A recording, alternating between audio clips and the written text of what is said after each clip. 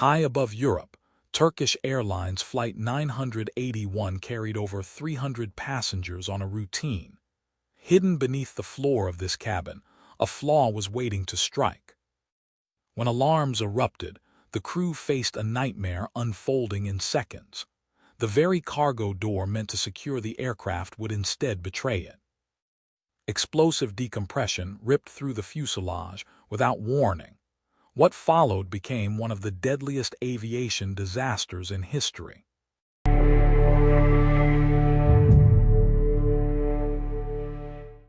On March 3, 1974, Turkish Airlines Flight 981 prepared for its short hop from Paris to London.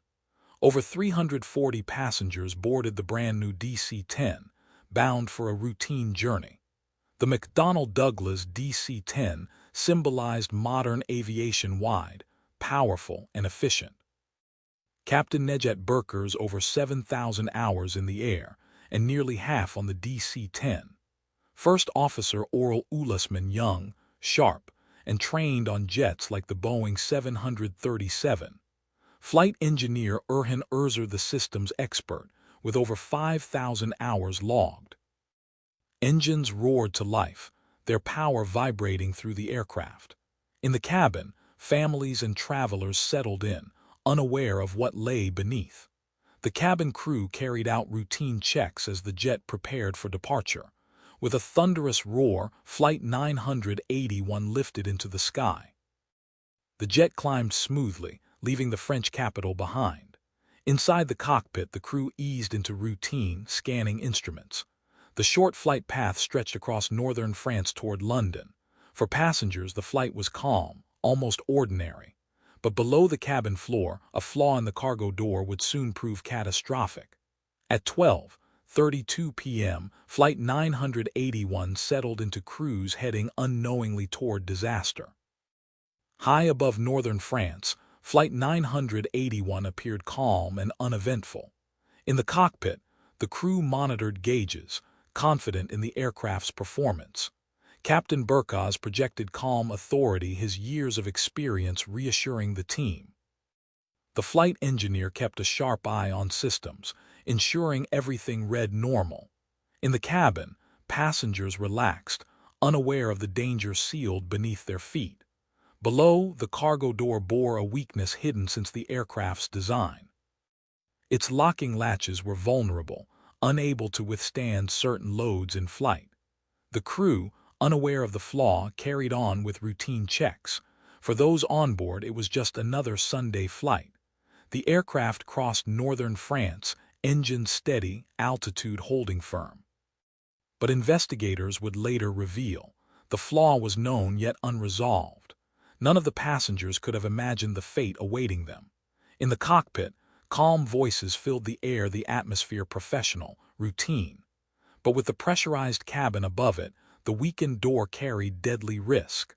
Flight 981 carried on smoothly until the fatal flaw tore through its shell. At 12:32 p.m., calm skies shattered in an instant.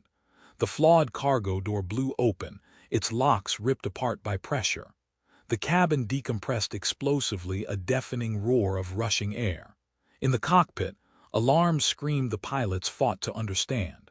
They had seconds to react, yet vital controls no longer answered.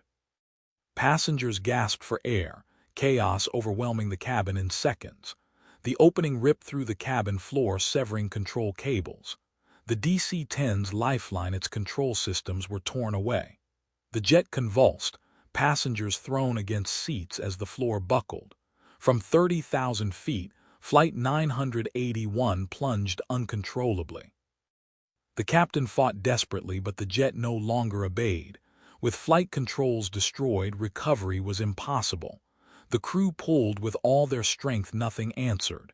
In the cabin, terror reigned. There was no escape. The jet fell faster than sound itself, powerless against physics. The pilot's final moments were spent fighting the inevitable.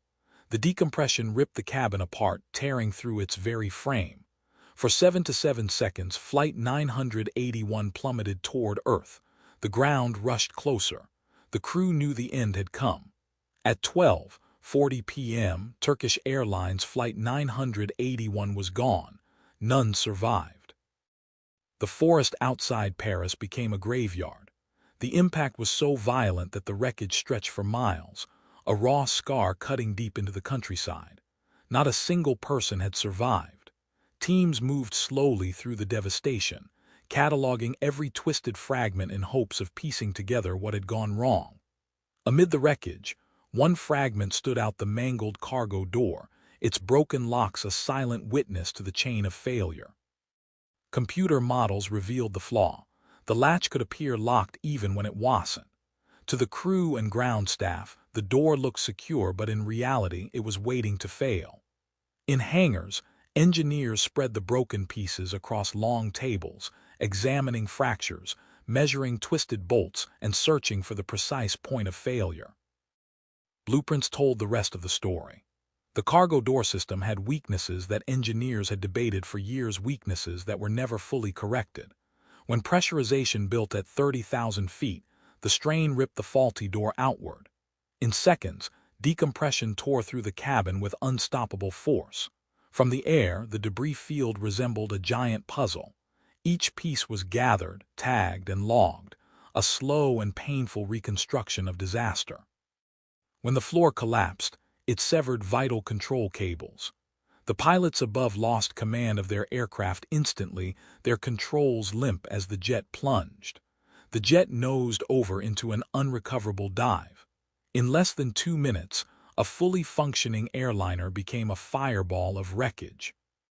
Among the twisted metal lay human stories, children's toys, charred shoes, family photographs. Every item spoke of lives cut short. Day after day, investigators returned to the field. The magnitude of the loss demanded answers, no matter how painful the search. The evidence converged. The false-locking cargo door had blown out, setting off a chain reaction that crippled the jet and sealed its fate. Warnings had surfaced before manuals contained small notes. Engineers had voiced concerns, but in the rush to certify and deliver, they were brushed aside. In fact, this wasn't the first. Earlier flights had faced similar door failures, but quick reactions by crews had kept tragedy at bay.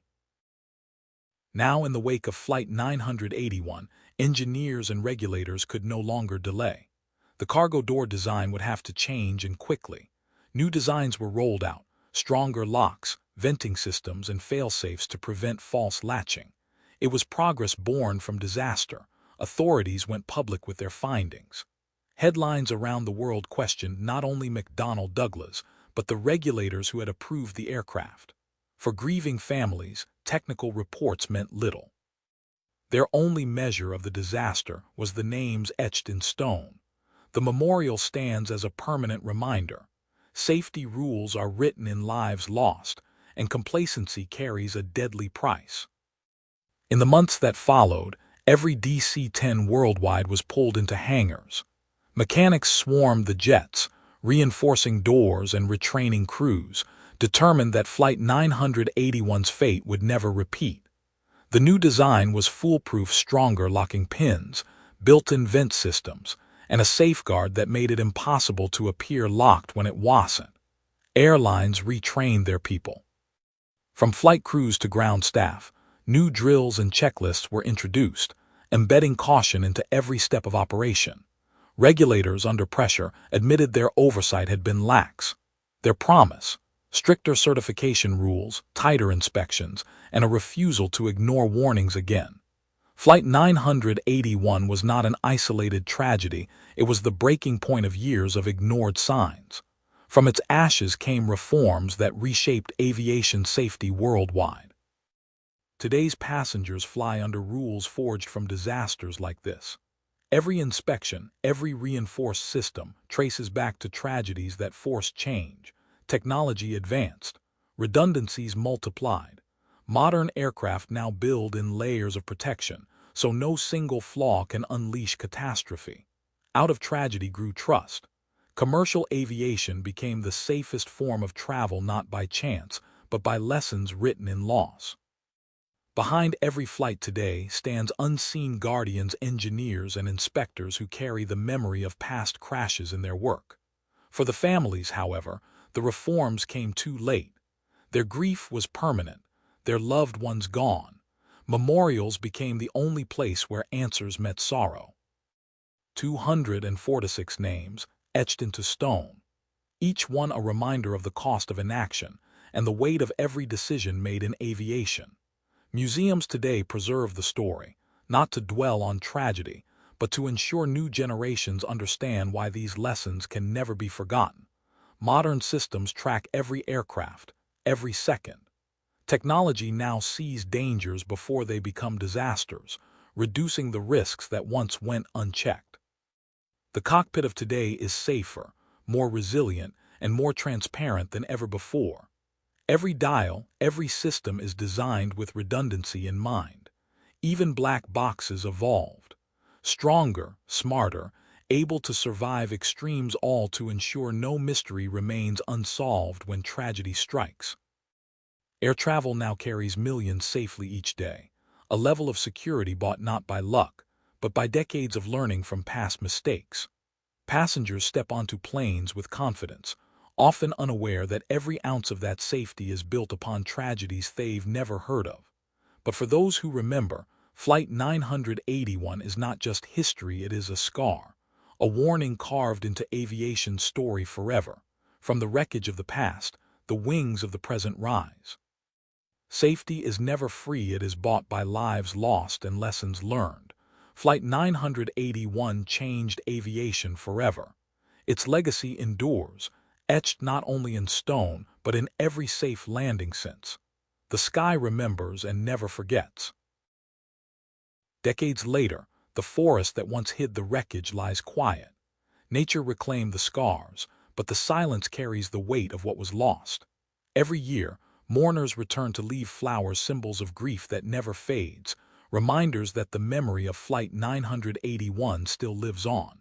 For survivors and relatives, time never erased the pain. The story of Flight 981 became part of their lives, a tragedy handed down through generations.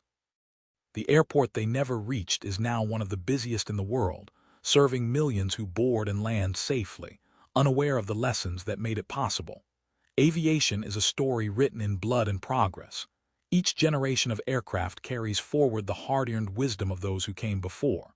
Pilots today carry a responsibility forged by past disasters to never take safety for granted and to guard the lives entrusted to them with vigilance. From tragedy, resilience. From loss, progress. Flight 981's legacy is not only sorrow, but a safer future for those who dare to trust the skies. Every boarding pass, every journey, rests upon the sacrifices of the past. Safety in aviation is never a gift, it is a debt repaid every day. The names remain, etched forever in stone and in memory. Their story warns us still that vigilance is the price of safety.